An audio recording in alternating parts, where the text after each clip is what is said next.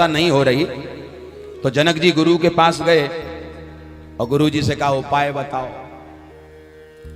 तो इस मामले का हल करना है। गुरु जी से कहा जैसे कोई समस्या हो तो हम लोग किसी के पास जाते तो क्या कहते, भैया हमारे समस्या का हल करो। इस शब्द को क्या कहा जाता है? समस्या के समाधान को हल करना, कि भैया हम बड़े परेशान हैं, हमारा कोई हल निकालो।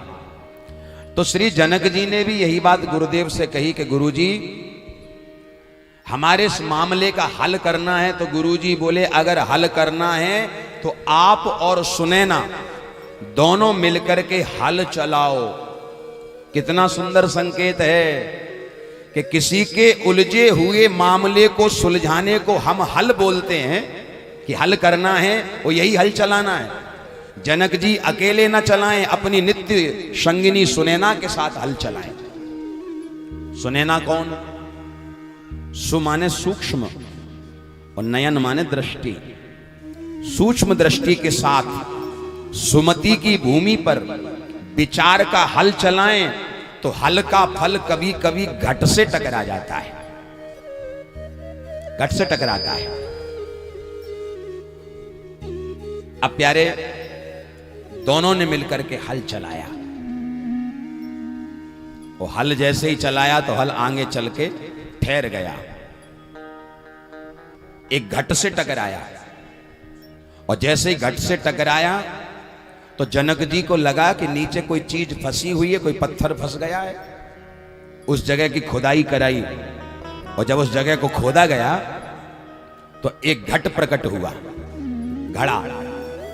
और घट प्रकट हुआ और जैसे ही घट को बाहर निकाला और घट के अंदर दर्शन किया तो घट के अंदर क्या दर्शन हुआ कि साक्षात भगवती लक्ष्मी सीता बनके धरती से प्रकट हो गई हैं। बोलो सीता माता की। सीता माता धरती से प्रकट भई हैं महाराज। और जो ही माता सीता का प्राकट्य हुआ कि झमाझम करके बरसात होने लगी, वर्षा प्रारंभ हो गई, अकाल मिट गया, अकाल दूर हो गया।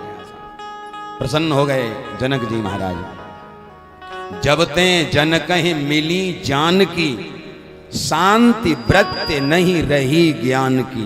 जनक की पुत्री है। जनक जी ने पुत्री, लोहे के सब औजार बनने लगे। लेकिन पूर्व में जब बैल होते थे और बैलों के साथ हल चलाए जाते थे तो हल होता था लकड़ी का, और हल में जो नीचे सीत लगी होती थी वो लोहे की होती थी, उसी से खेती को जोता जाता था। तो लोहे की सीत, उसको सीत बोलते हैं। तो सीत के टकराने से जो प्रकट भई तो नाम हो गया सीता। और सीता का एक स्वभाव क्या है? बोले शीतल है। भक्ति हमेशा शीतल होती है। बोलो जय सिया राम। भक्ति का स्वभाव क्या है? भक्ति करने वाले भक्त का हृदय शीतल ही होता है। और हृदय में शीतलता नहीं है, गर्मी भरी पड़ी है, क्रोध अभिमान भरा पड़ा है, तो केवल भक्ति का आडंबर है। प्रेम से बोलो जय सिया राम। फिर भक्ति नहीं है। भक्ति का लक्षण क्या है?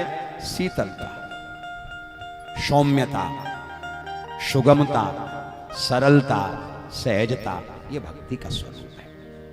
तो नाम है सीता। सीता जी जब से जीवन में आई हैं तब से बड़ा स्नेह करने लगे हैं जनक जी अपनी पुत्री जानकी को, सीता।